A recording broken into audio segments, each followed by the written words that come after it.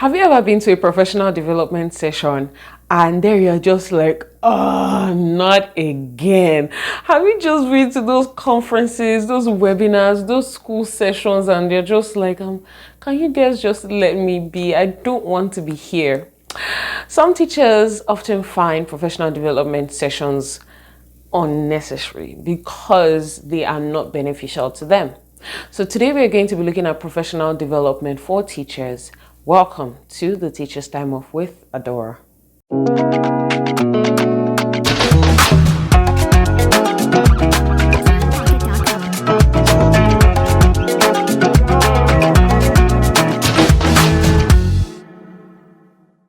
Welcome to the Teacher's Time Off with Adora. My name is AdoraI and I am your host on here every week. And today we have something really exciting to talk about. But before then, I want to welcome our new subscribers here. If you're a new subscriber, welcome. I'm blowing confettis for you in the air. I'm really grateful that you are here today. And if you're just coming on our video for the first time, like this is your first time seeing our video or someone gave it to you, shared it with you, just click on the subscribe button right now. Just click. And don't stop there. Ensure you click on the bell button as well, so that you know when I go live or when I post a new video. Now, if you're a returning subscriber, I want to say welcome. Like, you guys are the best. Thank you so much for always coming back. Thank you for the likes, the comments, the shares, and for every single thing. I am really appreciative of you. All right, so without further ado, let's dive in. So let's continue in our conversation on teacher support. Remember, we said that this month of March, we are going to be concentrating on teacher support, how teachers can get the best that they can get on the job so that they stay sustained and also carry out their jobs effectively. Remember, we talked about the fact that teachers are leaving the profession. Now, one of the major reasons they're leaving is because of the lack of support. Many of them are burnt out because they don't have the important things that they need, the necessary things that they need to ensure that they enjoy their jobs, they're doing the best for their students, and also sustaining them. So throughout the month of March, we're going to be talking about the different parts of teacher support, how the government, how school leaders, how school owners can support their teachers to ensure that they remain on the job and they actually enjoy their jobs. Okay, so like I said, today we'll be looking at professional development, and I want you in the comments to answer those questions I asked at the beginning of the video. Have you ever been to those professional development sessions where you're just like, you know what? I am so done. Like, I am done. I'm not doing this anymore. Like, let me know in the comments if you've ever been to those PD sessions. Yes, I have. Like, there are some PD sessions just like, this is not my problem right now. I don't want to be here. Like, I just, this little time that I have to enjoy my life, I really do not want to be here. I remember in the last school I thought before coming here, it's not like it was a bad thing, but you will resume like 1 week to resumption date, and then we have PD sessions, and I'm like, because we just take us 1 or 2 days to actually do this professional development session, will still be like every other day. But I mean, it was beneficial, but sometimes those are not the things you need. For example, I knew I needed help with classroom management. I don't think I had a proper professional development session on classroom management throughout my stay there. So it's a problem, right? But we're going to have a conversation on all of these things. Now, teachers, many times, and you can attest if this is you, many times we attend professional development sessions, and sometimes not because what they are teaching doesn't make sense, but the truth is sometimes they're too theoretical. Like they are sometimes impractical in the sense that it don't matter, it didn't gel with your real life experiences, right? Like they're teaching you all these things, lesson plan, technology, and all of those things, but to then apply it in your classroom, like it's not what you need. Number one, it's not it's not your context. That's the word. Yes, it's not your context, and so sometimes it's usually hard to actually bring what they are teaching there into your own context. And sometimes even the sessions themselves that are meant to be practical are very theoretical. You know, a speaker comes, tell you all of these great things, pump you up, but they are not showing you real life examples, because whatever they teach you, you're going to apply it to real life. So some of these things don't enter your ears, because you're like, show me how it is done, and then I will follow you. You know, we're going to have that conversation later in this month, how you know, school owners can actually bring in people like instructional coaches to help model certain things to teachers, to help them even learn the more. But today we're going to be looking at how the government or how school leaders can ensure that teachers get the kind of professional development they need. They actually need, not what the school wants for them or what the school thinks is best for them, but what they actually need. All right, so stay with me and let's move on. So first off, the government and school leaders or school owners need to first understand that it's a partnership, right? Whatever school you're in, whatever environment you're in, it is a partnership between school leaders and teachers, school owners, teachers, the government. Everyone comes together for the benefit of the student. So no one is anyone's slave or anyone's servant and saying, oh, you must do this. No, it's a collaborative work that we all do together to ensure that our students get the best that they can. So we need to first understand that it's a partnership. So you don't just dump trainings on teachers and say, oh, we have this training on letter writing. Huh? Is that my problem right now?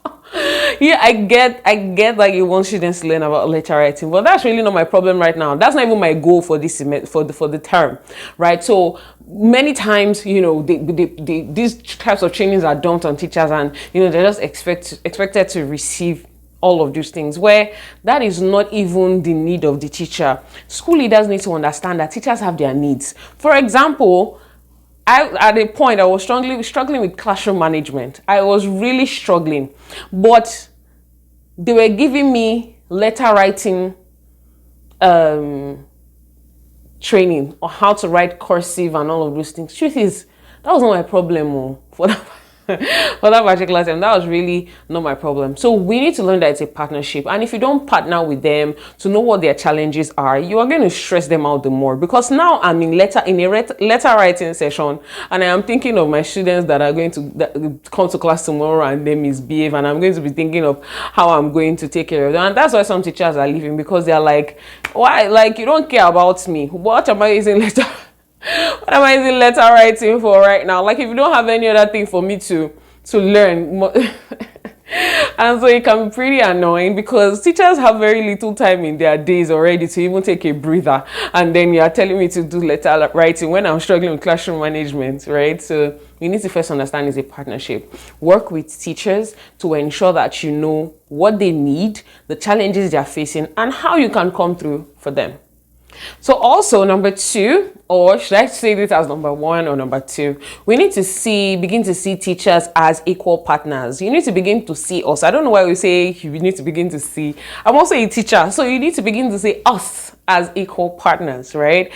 When I say equal partners, meaning that you will know that our ideas count. You will know that what you will be able to hear our needs, hear our voices more, right? You will know that we have needs, we are facing challenges, right? If you see that we are equal partners, you will know that we are here to ensure that our students get the best. So you're not just dumping things on us because you're the school leader, or you're from the government, or you're from a particular district. No, you understand that you employed us for this job because you thought we're fit for the job. Okay? So in a very traditional professional development session, you know, the way it is, a speaker comes, they do all the talking, everybody has to listen, and sometimes they may even have questions. They say, oh, do you have any question? Everybody's already tired, so maybe like one or two people will say, oh, I have questions. That's for those people that, you know, the session makes sense to them. But when you see teachers as partners, you will ensure that their ideas count. Okay, what kind of professional development session do you need? Oh, 3 or 4 teachers need a professional development session on classroom management, 5 need on lesson planning, these ones need on assessment. So you know that it's not everybody that needs the same kind of professional development session at the same time. You'll be able to know that in this process of seeing teachers as equal partners, you're able to collaborate with them. So in that process of asking, oh, what do we need? What do we need? Everybody is working together to ensure that their needs are met. You will also see that you are listening more to the teachers. When teachers are giving suggestions, say, oh, I feel like we should not have a letter writing session right now. I think that you need to ask other teachers what they might need and then curate sessions that will meet their needs. So we need to begin to see teachers as equal partners. Collaboration is very, very important. So number 3, when you see teachers as equal partners, you will know that they have a choice, right? And so teachers should have a choice on what they want to learn and how they want to learn, right? So apart from compulsory professional development sessions or the ones that are mandated by the government and say, oh, every teacher has to go through all of these trainings, and I'll still talk about that in a bit, but teachers have the right to choose to attend certain PD sessions, right? And they also have the choice on picking how best they want to learn. For some teachers, I will prefer sometimes for certain trainings to sit in my office and just attend virtually. For some other sessions, I will rather be in a hall, working together with other teachers, and then having presentations, games, and all of those things. I would sometimes rather not be there. Right? Do you understand me? So we need to know that teachers have a choice. They can choose to attend if it is not a compulsory training, maybe like safety trainings, first aid trainings, and all of those kinds of trainings. If they are not necessary, then they should have a choice to attend. But if they can't, the speaker for that particular session can give teachers the opportunity to say, oh, okay, how would you want to be trained? Do you want us to use presentation style, Q&A style, and all of those things? We need to also begin to ask how they will be able to adapt the instruction. Okay, once you are done with this PD session, what next? We need to ask those questions as well. So that's what they will learn and how they will learn. So you need to ask this question. You need to ask for the kinds of structure. How do you want it to look like? Do you want it 9 to 5? Do you want us to have many breaks in between? From what time to what time? What style would you prefer? Do you want audio, visual, or the visual, some music? So sometimes we need to ensure that these things happen. We need to ensure that these things happen for the benefit of the teacher, so that teachers are not drained out at the end of the day. All right, number 4. We need to ensure that teachers are given the chance to reflect. We need to ensure that teachers are given the chance to reflect on their learning. Okay, then you need to give teachers that autonomy and ensure that, their professionalism is being built in the sense that, okay, they've attended this professional development session now.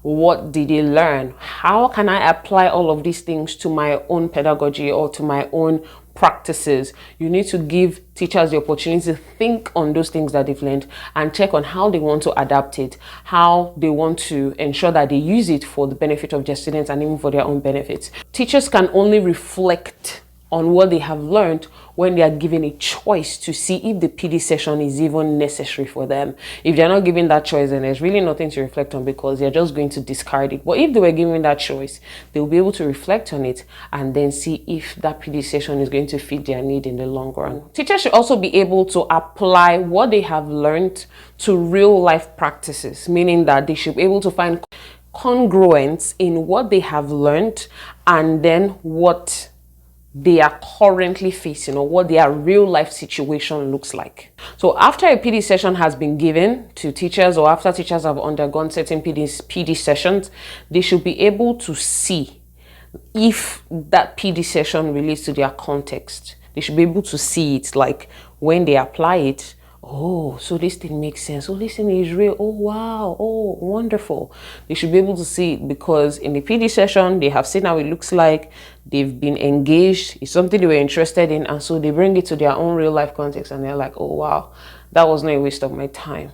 Okay, so at the end of the day, they are fully benefiting. That's where you know if the PD session was actually something that they needed, when you actually see the real life application in their own practices. All right, I hope I have been able to help out with teacher support and professional development, using professional development for teacher support, not just any kind of professional development, the right kind of professional development, because sometimes we have professional development sessions for the sake of, oh, we just want teachers to do this, we want them to learn. It's not just about wanting them to learn. What are their needs? They actually need the professional development session.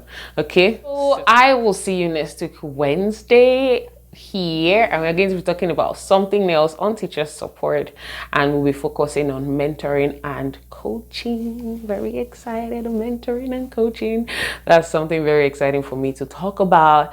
Ensure that you subscribe, and if you've not done that, subscribe right now. Click that subscribe button and also click on the bell button to know when I go live or when I post a new video. I appreciate you. Thank you so much for staying with me today. I remain Adora Iguma. Stay blessed.